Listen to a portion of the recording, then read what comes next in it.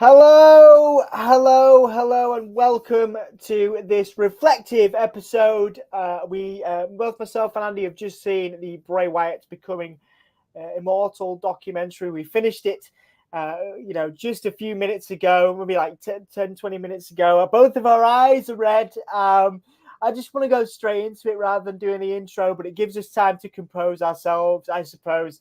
We're going to compose ourselves. We're going to get back into some of the details. Thank you all for joining us, whether you're joining us right now or you're joining us in the future. We really, really appreciate it. We're going to be back with some notes on the Becoming Immortal documentary after a nice message from Mick Foley, I think. This is the hardcore legend, Mick Foley. Well, hello and welcome to Give Me a Haul. Yeah, I hope everyone there, right there in Yorkshire, is having a nice day. Bang, bang. Have a nice day. Yeah. Thank you, Mick. And Andy, it is a pleasure, first and foremost, to see you again. Obviously, I am not on the channel very much these days. You have a busy week ahead. You are heading to WrestleMania. We'll talk about that towards the end as we get into chats and comments. We appreciate we've got a couple as well already in. Thank you so much for those. But yeah, Andy, how are you feeling?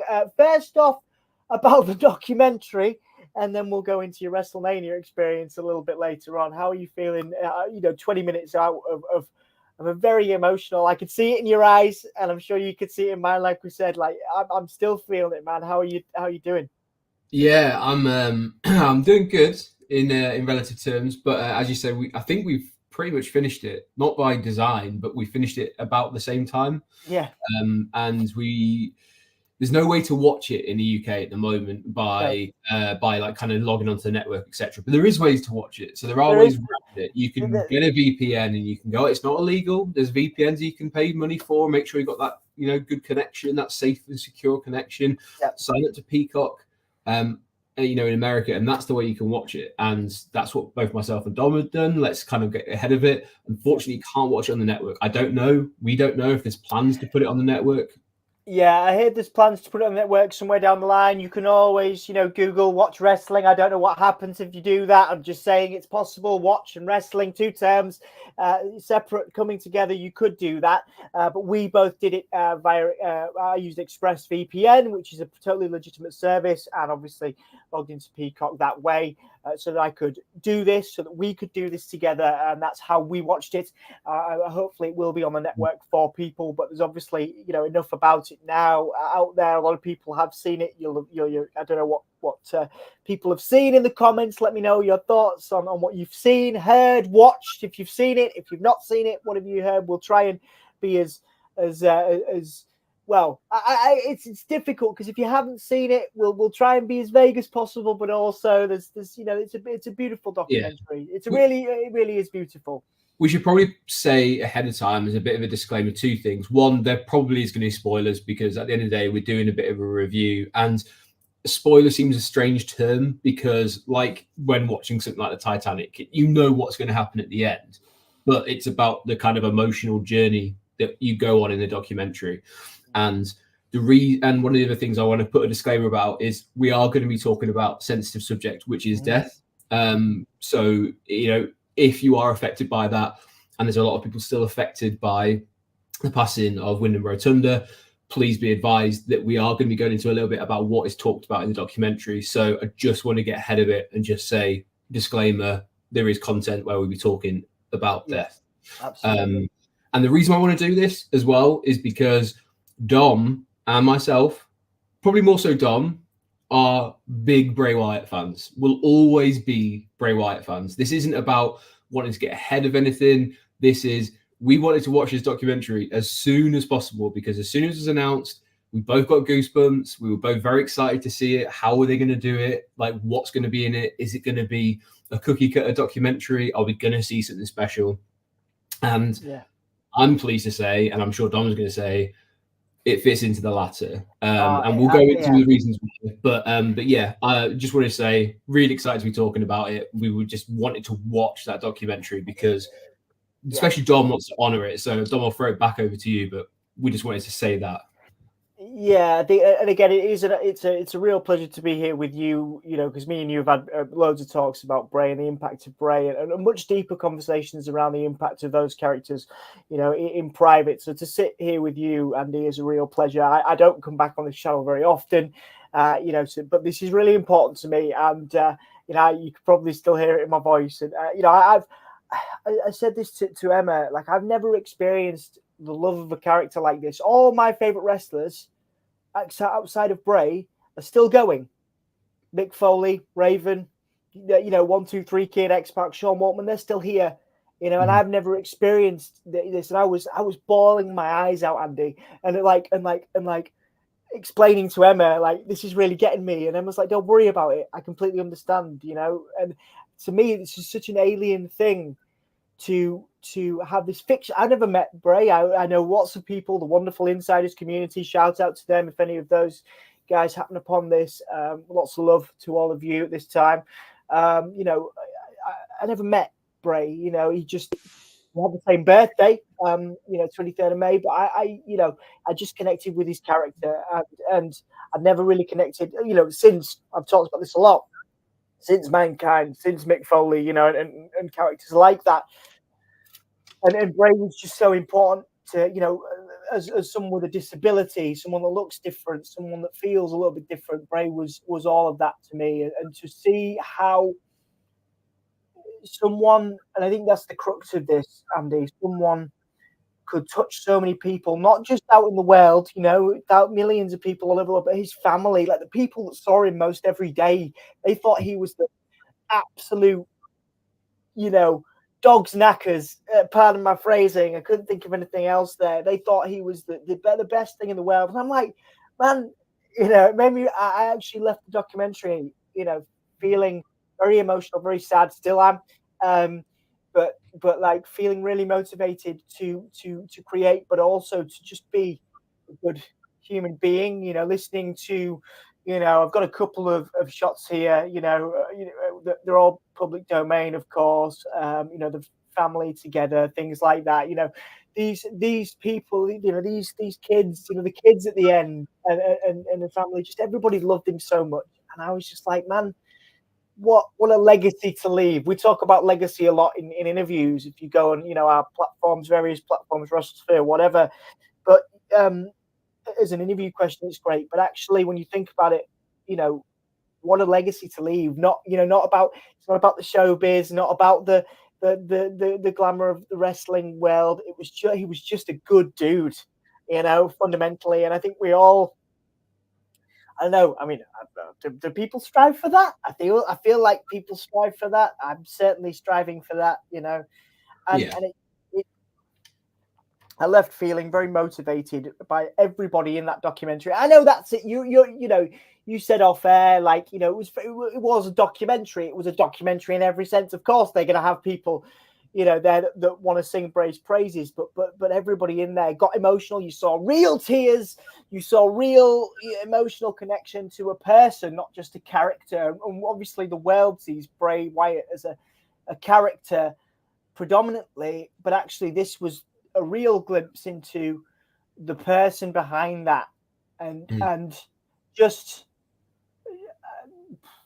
I mean, you know, maybe I'm a little biased, but it was my favorite wrestling documentary I've ever seen, just because of the emotional connection I have to the character, the lovely comments from, you know, from there was Rowan there was Alexa Bliss, the stuff from Triple H was really interesting, of course, the dynamic between the two of them, you know, and also some lovely talk about, you know, Harper as well. You know, obviously it was a documentary centered around Bray, but the stuff around Luke Harper, the stuff around Brody Lee was really touching as well. And to see Bray, you know, Bray be so cut up about Brody just kind of showed you how emotional and emotion driven this person was. You know, he just loved people, and I think that's what comes across from the people that knew him. Like, we didn't know him, but like watching this was like, man, what a lovely soul.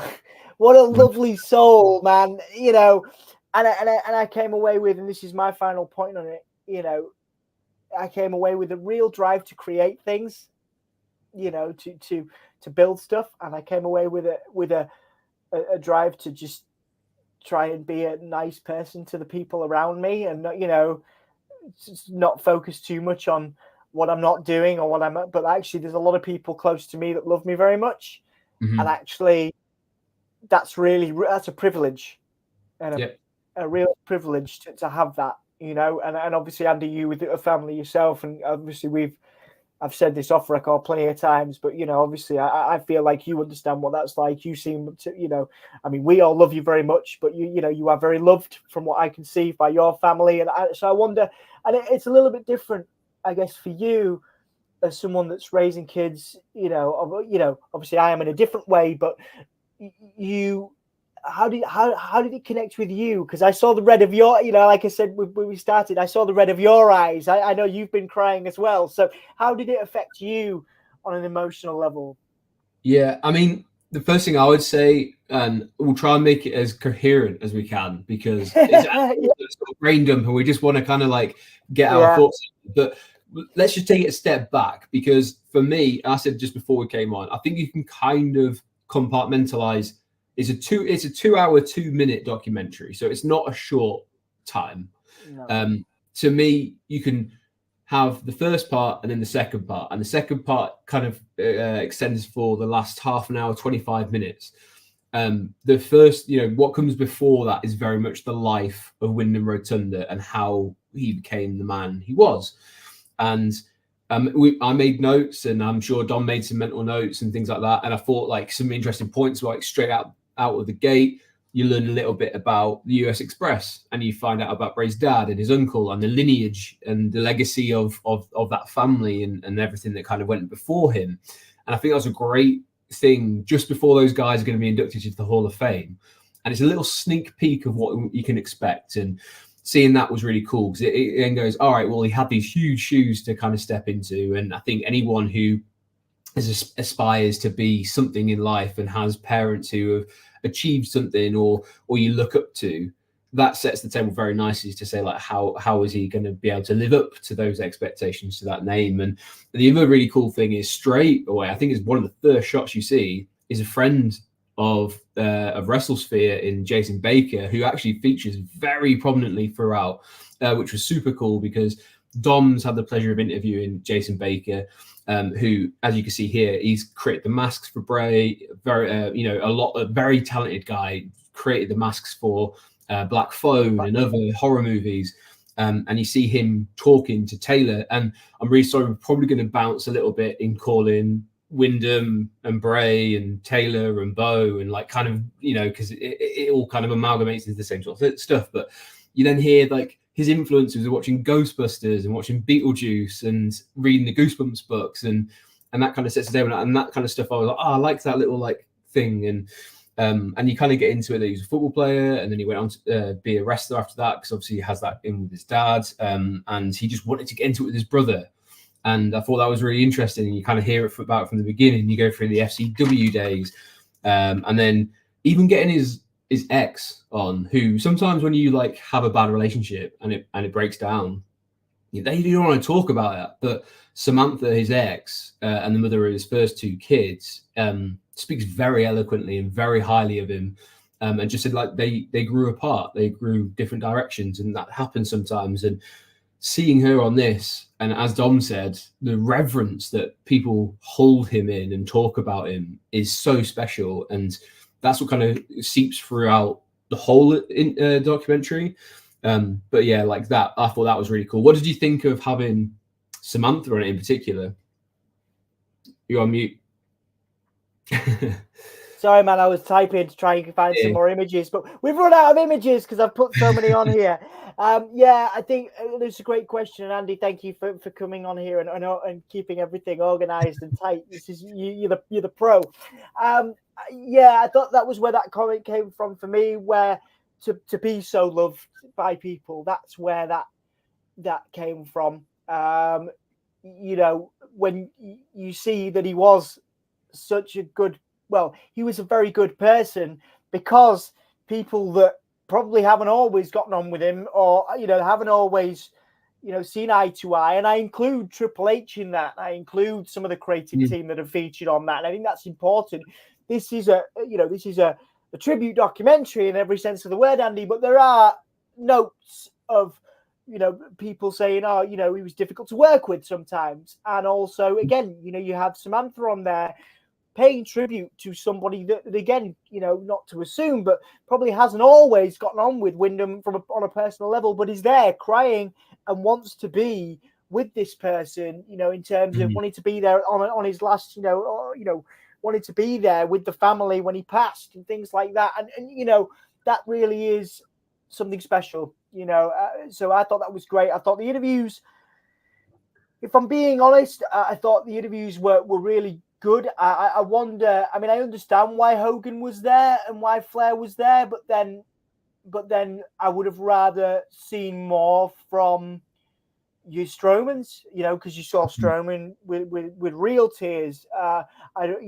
More from Alexa Bliss about the creative work that they did, which again, you see again from a professional standpoint, just how revered he was, just as an artist. And I think that's what came across. It's like he was very successful, globally renowned, but fundamentally the guy was an artist and a creative who not everything landed. And, going back to your point about the FCW days, obviously, we'll talk quite heavily about, Taylor in this. Taylor obviously was, apart from the Undertaker, Mark Calaway, who narrated it, Taylor was the core of this a lot of the time.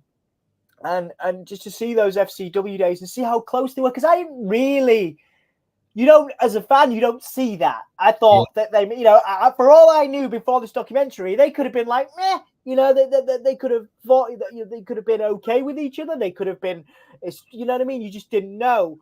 But actually, you got a real sense that they were tight, tight, right up until his last days. There's a story there about getting, them getting a rattlesnake out of, a garage together on some break. And so some of this is really, emotional, and I would absolutely, it is worth your time, all 2 hours and 2 minutes of it, because there's some very personal stories there, where these brothers are pretty much together all the time. And actually it tells you the story of what it was like for them both being released.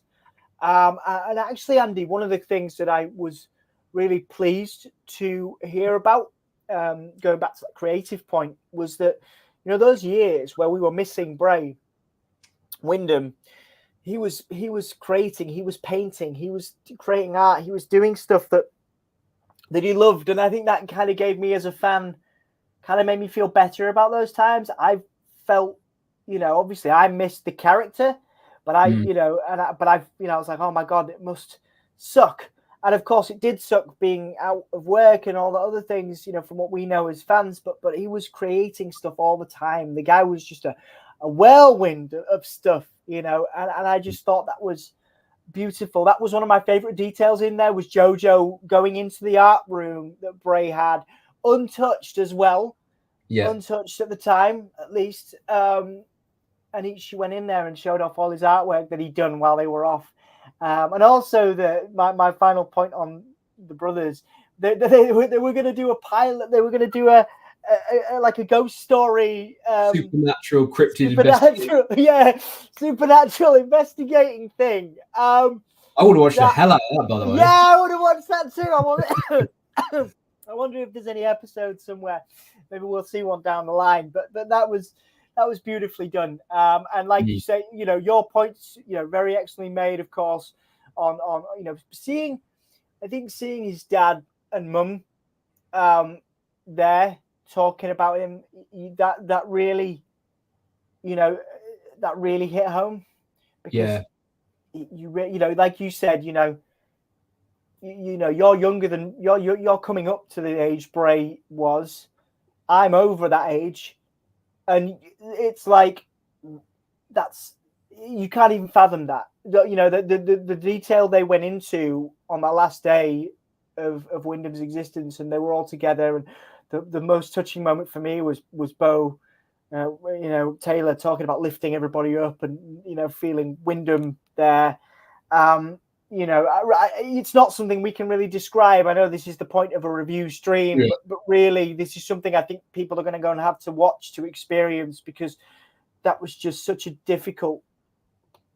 It must have been so difficult. I can't imagine what that was like. But anyway, go on. And I think that, like, when we spoke about it, you've got the first part of the documentary is you could probably watch it as someone who's never seen anything about Bray Wyatt and learn who he was.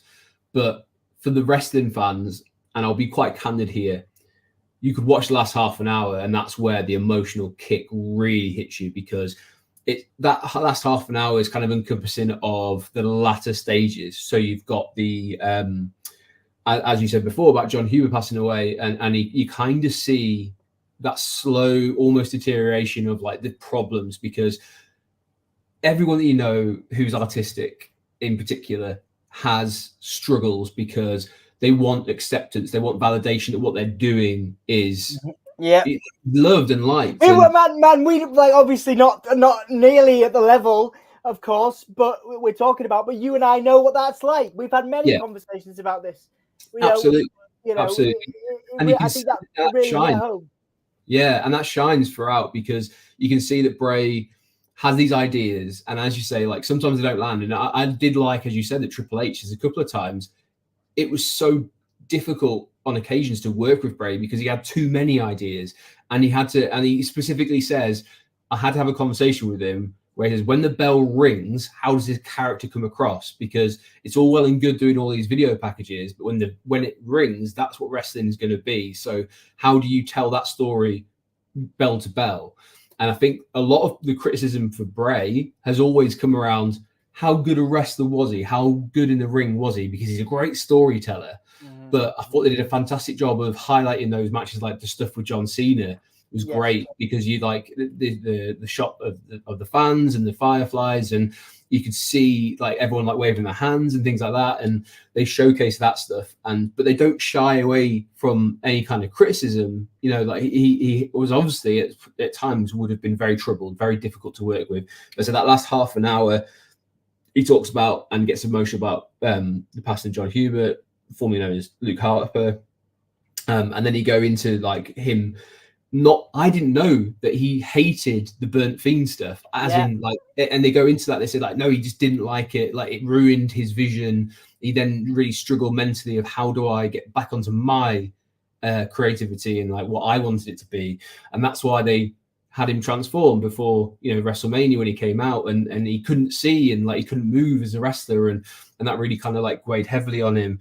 And then you go into that artistic Bray, and seeing that side was the moments for me was great, because you could go back and you could see all this stuff on the network of his matches and how he came up, and it's great. It's cool to have it in one place in one documentary, but the bits that shine are when you lift that veil and you see Dad Bray or the artist Bray, or this guy who was a bit of a tortured soul and maybe misunderstood and a storyteller. And that's the stuff where you're like, okay, I can really relate to that on the human level. And like, yes, it is a bit of wrestling, but seeing the build up and his backstage stuff to Extreme Rules, where he's in the trailer and he's just doodling and he's doing some sketches, and then he comes out and gets like one of the biggest pops we've seen in decades, and that was really cool, because you can see how much it meant to him as well. I got chills. I cried then, and I cried again watching it back. And I think that's, this is the one time where I feel like it's appropriate in this context to bring up an interview I did last year with Eric Rowan. It's on our WrestleSphere platform, and I asked him about, supernatural gimmicks in wrestling. And Bray was so adamant. I think it's in the post Royal Rumble press conference after the Mountain Dew match. He's so adamant that character work, the Papa Shango, the Undertaker, can still work. And Rowan confirmed as much to me when we spoke, that he felt the same way, but it has to work on TV. But the point is that I admired the guy. I admired Bray so much for fighting for silliness, for the Firefly Funhouse, for the entertainment aspect of it. understandably, we're so enamored with kind of, you know, the athletes, The Rock and Cody Rhodes and Roman Reigns, of course, and the front runners at the moment.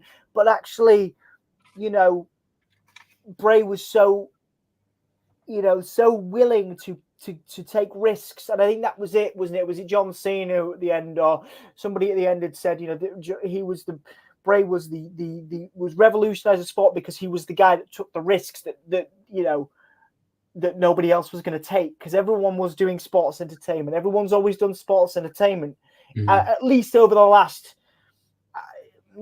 10, 20 years, maybe 15. Yeah, but like, yeah, I mean, the equivalent to that would have been Undertaker and Papa Shango, and I'm trying to think of one more recent than Bray. But you know, not to be like harsh, it was easier back then because you didn't have hours and hours of content to fill, and you didn't have social media that you had to steer into. Those guys could make an appearance one week and then not be seen for a few weeks, and then have a match that was a few minutes. Doesn't fly these days. Like, so Bray had this difficult challenge that. And with all great respect of what Papa Shango and Undertaker were, you know, back in the day, they did some great stuff, and probably without them, Bray doesn't exist.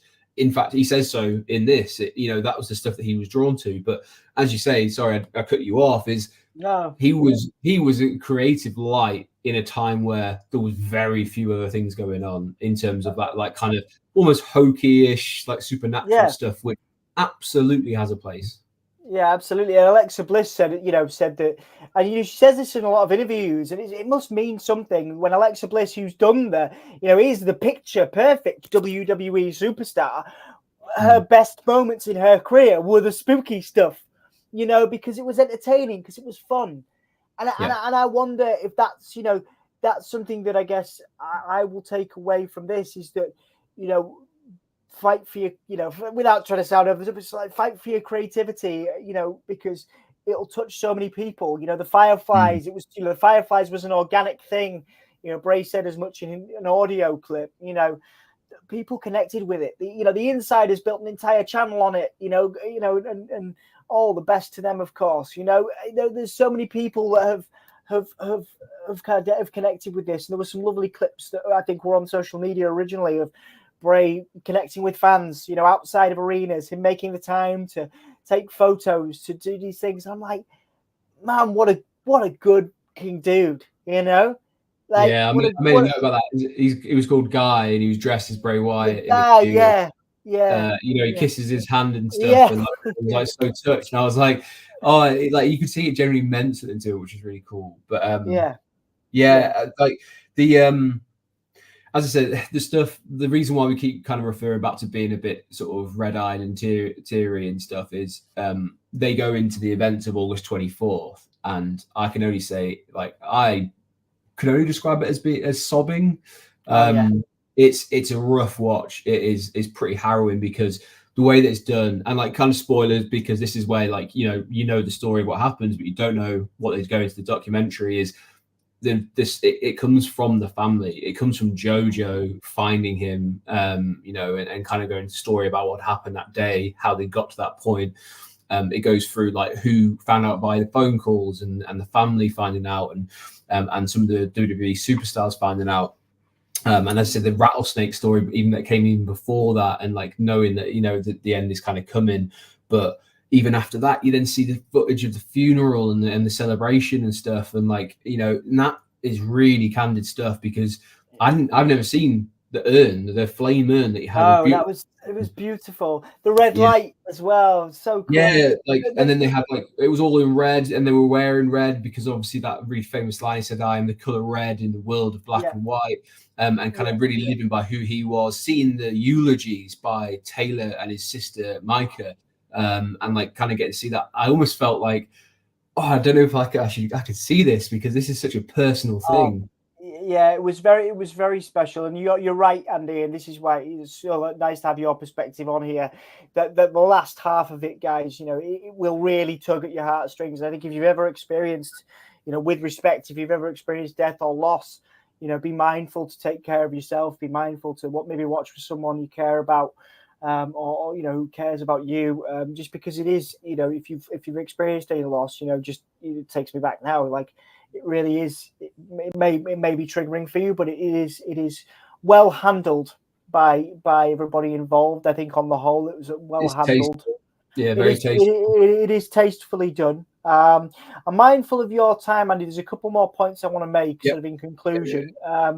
I think you have, is it another 45, or another half an hour, or another 15 minutes? I can go half an hour. I can push back. Right, we're going to do an NXT preview. So over on Wrestling Royalty and Give Me a Hull Yeah, which is now combined, so probably on both. You'll be able to see Andy there in a bit, and we will talk about WrestleMania because I'm using this as a catch up with you as well. I do want to ask that, but there was some lovely moments around what could have been. There was the Fiend that never was, that could have been, that Jason Baker showed us all. Obviously there was ideas, potentially years worth of ideas, Andy, in that conclusion, which just goes to show you how creative that mind was and how many people he had on side. That's the thing is, the thing that I got from this is, even though he was difficult to work with at times, he still had people on side, man. He still had people. These people still loved him, even if they found him difficult to work with, and people were still going to invest time and energy into, these gimmicks, into the new Fiend. And we'll talk about the conclusion at the end, in a minute. But I just want to get your thoughts on what is this?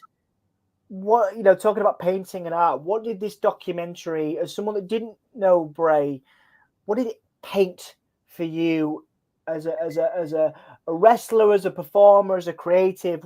How did this documentary paint the person and the artist Windham Rotunda for you? So this is like a kind of two-pronged answer, because I've been very fortunate that I've covered WrestleMania media for different outlets, and my first one was at WrestleMania 33 in Orlando. And I somehow managed to get an invite where I was doing media, and what they did in that on that particular one is they had access, WWE Access they used to do, which this year is obviously, I think, it's WWE World, but they had a ring set up, and before all that opened, very early in the morning, I got in a coach and went across here with all the other journalists and all the other media, and I set up, and we were set up, and then the superstars came in. You could kind of see them like filing in. And it was like, oh look, there's Seth Rollins, and there's Dean Ambrose, and there's Cesaro and Sheamus, and course, like, oh, this is really cool. And then Bray walks in, and I'm not like, this isn't hyperbole or anything like that, or whatever. He walked in, and the hairs on my arm stood up. He was a guy amongst all these other superstars where you were like, dude, this dude has a presence. Like, he is like a big guy, that he holds himself like, and I just thought, this is a guy who knows who he is, holds himself that way. And I didn't know him. I didn't get to interview him. He did the radio interview, so I didn't get a chance to kind of chat with him there, which is such a shame.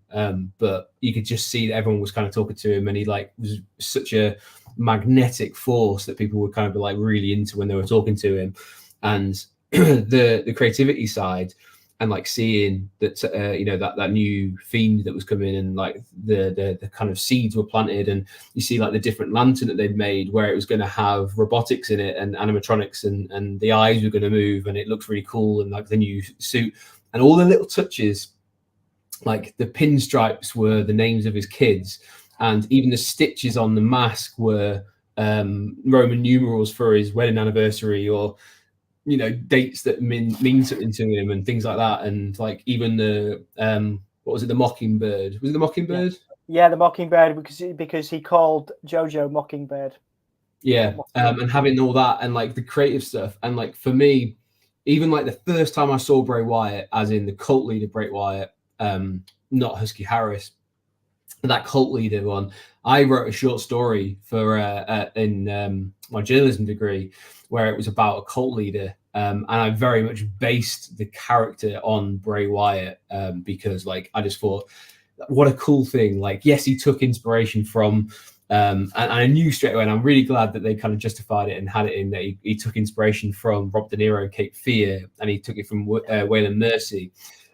But I was like, like, what a charismatic thing to have, and like that you can understand why people will be drawn to him. So as a creative person, I was like, I got to go take that short story that I did in journalism. I've got to go make that into like an actual story now, because like, I want to kind of like have some of the quirks that Bray Wyatt had, and one day hopefully I can release it, and you know, in part to tribute for someone who can be so creative and inspirational, and show you that if something doesn't work, you can reinvent yourself as anything that you want to be. And like, you know, he was forced into having that Husky Harris thing because of his weight. And like, my God, I could talk for another couple of hours about, you know, weight issues and whatever, but he didn't let that affect him. He went, that's not me. And he had someone take a gamble on him. And sometimes all you need is someone to believe in you. And he had Triple H, who took him to the side and went, what do you got? Yeah. And he came with that Bray Wyatt cult leader figure. And absolutely. And Dusty, Andy, as well, of course. There's some really nice footage.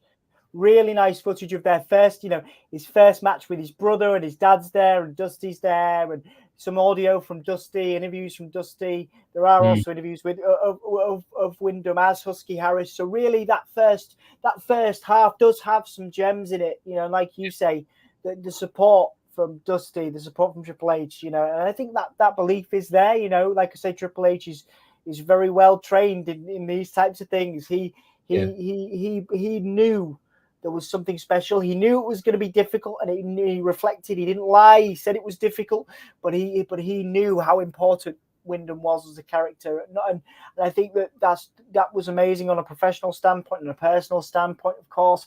You know, Becky Lynch was interviewed. There was so many people interviewed there. You know, LA Knight as well, you know, was in there too. And obviously he only worked with him at the tail end of Bray's time, you know, and you know, clearly touched him, you know, clearly made an impact, clearly taught something. And I think that was, you know, on the training for his return with Natalia and TJ, is it TJ? Yeah. I was trying to think of his ring name.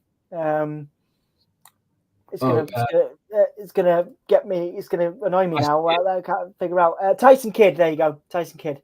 But they, you know, how hard he was training, but to return, but also that he was offering advice and support to the younger generation. He clearly cared about the business, you know, and the idea that the show must go on, and that is, you know, again, just to make sure that we you know, because I want to catch up with you about, you know, get you ready for WrestleMania and talk about that as well before we finish up. Talking about the show must go on, Andy. We have to post a big spoiler like thing right here and be it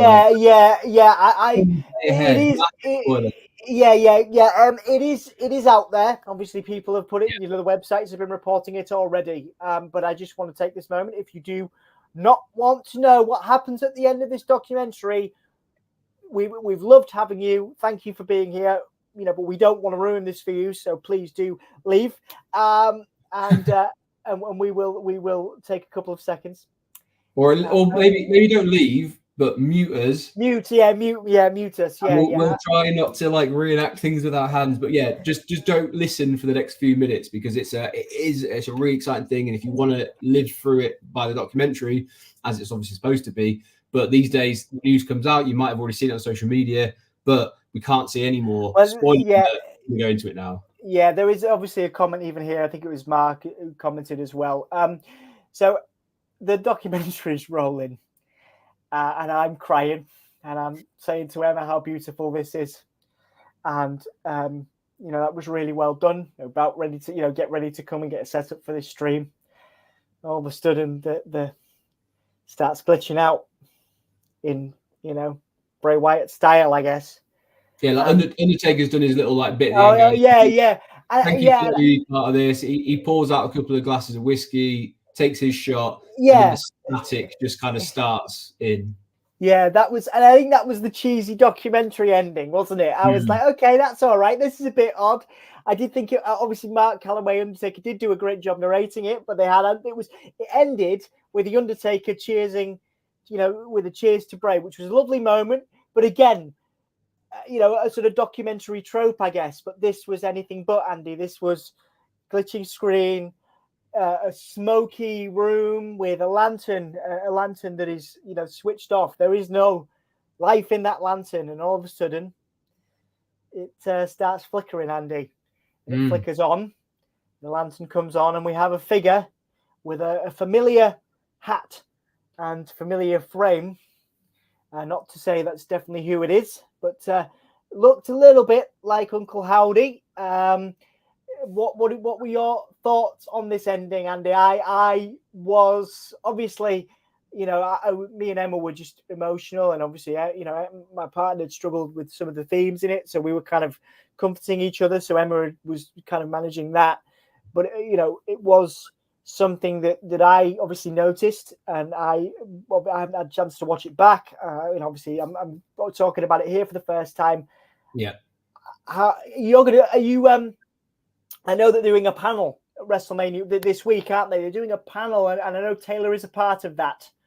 Is it? Is it been confirmed? Because I know like Natalia's on it and stuff like that. Yeah, I think Taylor was supposed to be on it last time I checked. Right. The panel for it. What are your thoughts about that ending? Was it the right thing to do? I mean, obviously for fans, it was. It was a beautiful use, I guess, of the documentary. Okay, all I can say on that is you've just heard for the last 2 hours and minute and 30 seconds, and this is so short, by the way. It is literally like 20 seconds, if that. And if you've not paid attention to everything that's happened before that, where Bray and everyone who's close to him talks about how creative he is and how he wanted to have these old things, it is the perfect thing to do. And to me, without knowing the guy, he would not have wanted anything different. Like, if his legacy is like kind of talked about, and then it throws it forward, and it's kind of like this, because Taylor/Bo kind of talks about it with Jason Baker, and he says he lit a fire under me after he passed away, and I want to honor him and I want to carry it forward. And he kind of like, oh, that's cool, but I don't know if that's going anywhere.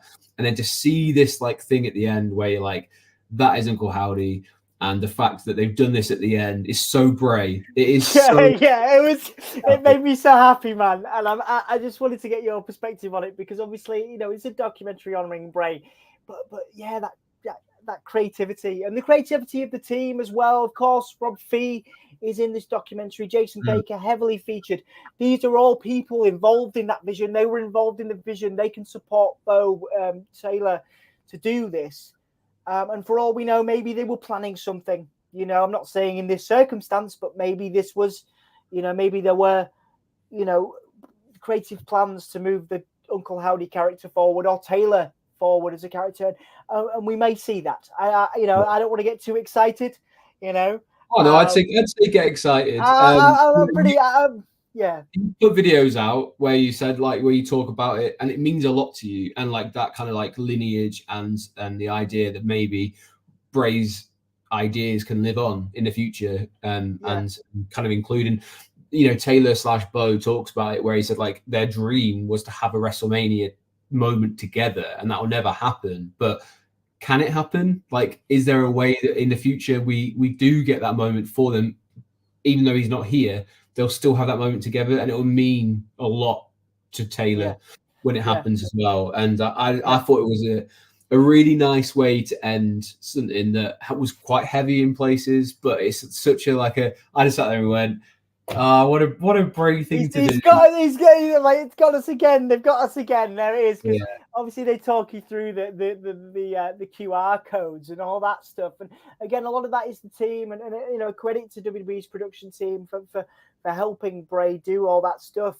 And carry that vision forward. That is also an essential part of this documentary. Is that this guy had a vision. This person had a vision, and people believed in him enough throughout his career, not just at the beginning, throughout his career, to help, despite difficulty, despite challenges, help him carry it forward. And I just think that is so cool that people gave so much of an S word about this guy and his vision that they invested so much time and energy. Jason Baker's a perfect example. Rob Fee is a perfect example. Triple H is a perfect example.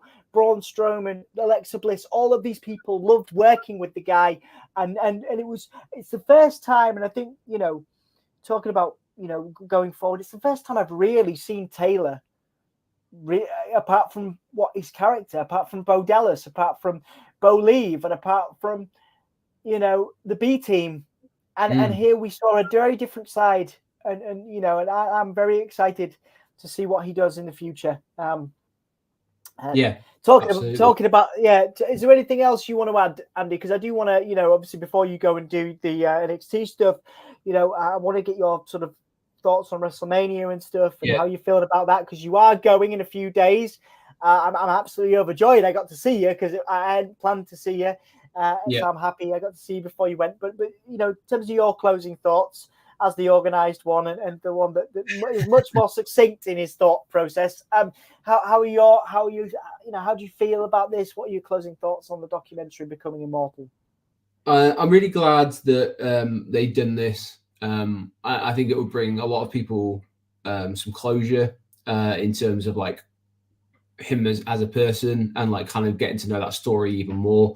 And I thought they threw it forward, which is great. And I also thought it was a really nice way. Like, the documentary is undoubtedly about Bray Wyatt / Windham Rotunda, but you get to know the people around him. Like, I thought his sister came across fantastically well, who, by the way, is the absolute spitting image of her dad. Like, it's scarily like how much that family is. And Taylor in particular, like, seeing that different side to him, like, he looks like he's on the verge of tears the whole way through. I understand why Bray's not going in the Hall of Fame this year because of watching this, because it's too raw right now. Like, for them to really honor it. And I also think that maybe they like want to see how this pans out with Taylor / Bo, whatever he's going to go by in the future. Is like, will that kind of even more like kind of boost Bray's kind of legacy in the company, and there's something to talk about in the future as well. But I just want to say, like, talking to legacy, seeing his kids playing at the end with their uncle, and like seeing that his eldest looks the absolute spitting double of her dad, and like his second eldest is like looks like Taylor, and I was like, what a beautiful family. And like, and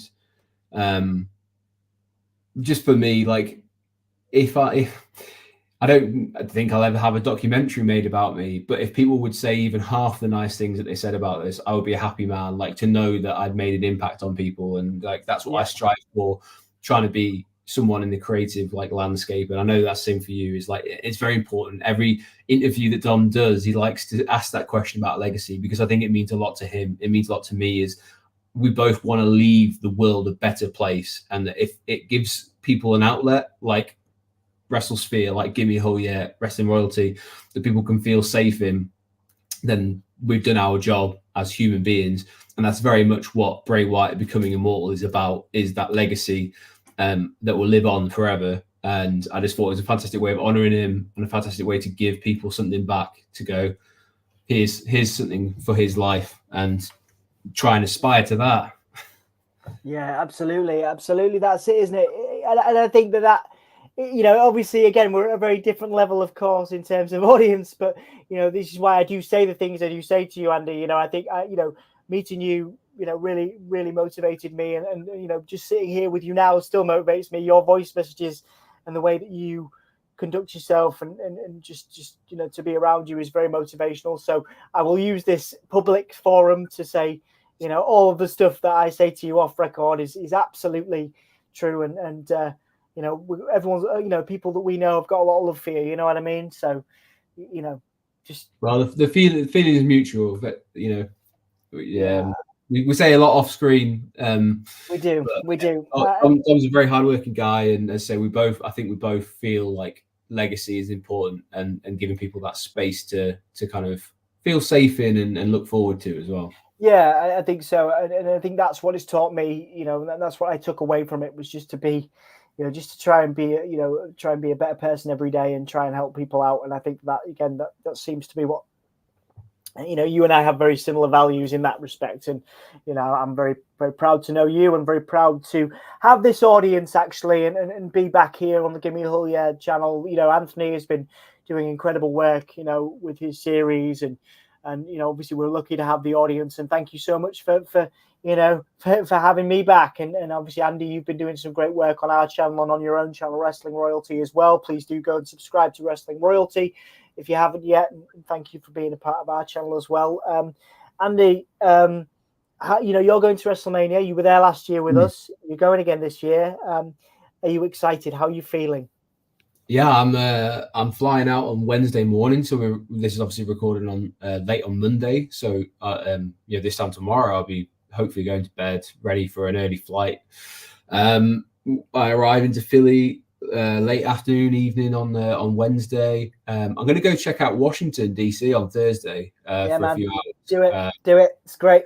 It's just kind of like see some sights, and then Thursday I'm going to the WrestleCon Super Show. Might check out, you know, depending on how long the day is. There's another few shows. The great thing about WrestleMania, if you haven't been, there is shows all day, every day of that weekend.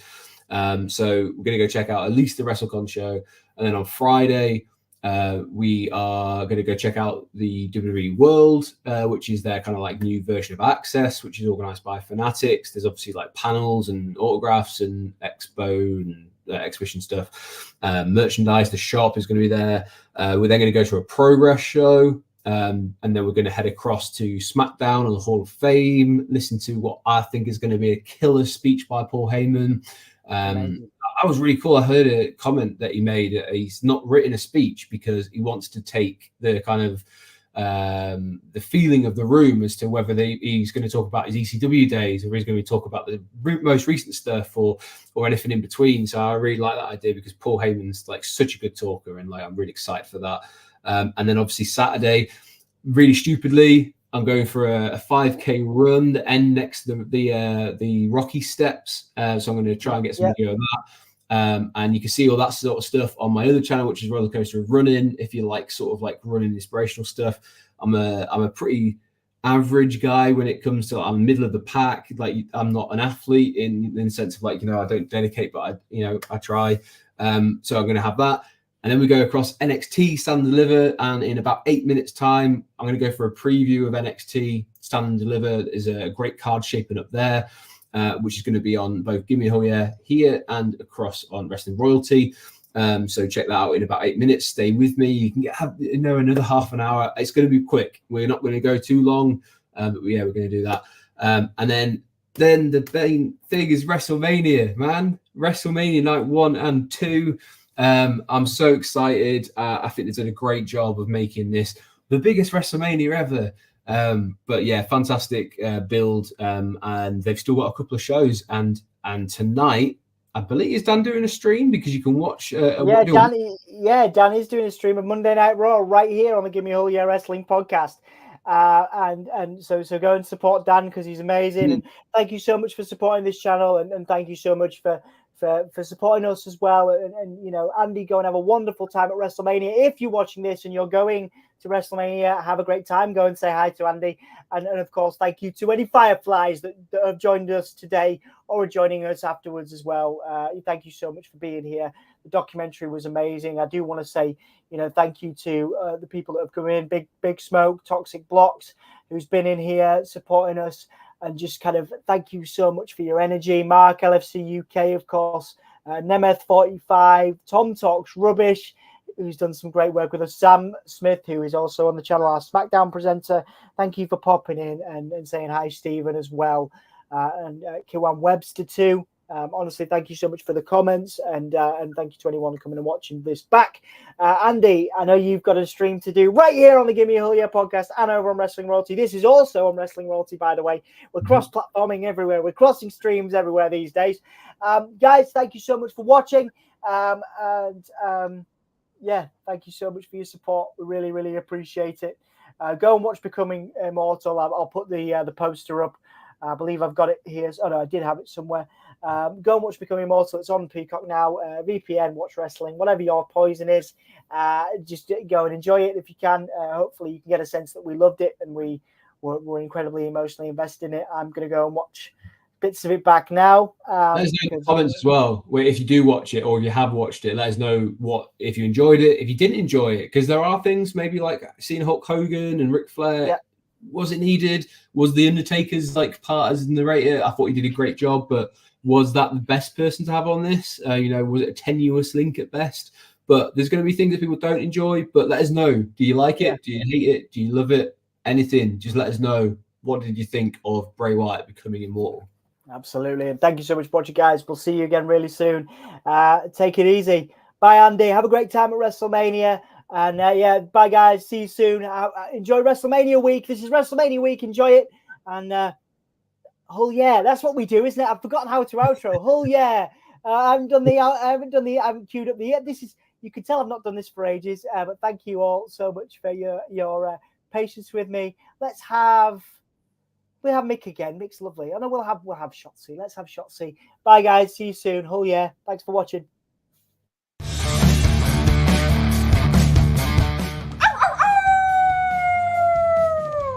Hello, this is Shotzi Blackheart, and welcome to Gimme a Whole Yeah! I hope everyone checking this out in Yorkshire and beyond is having a great day.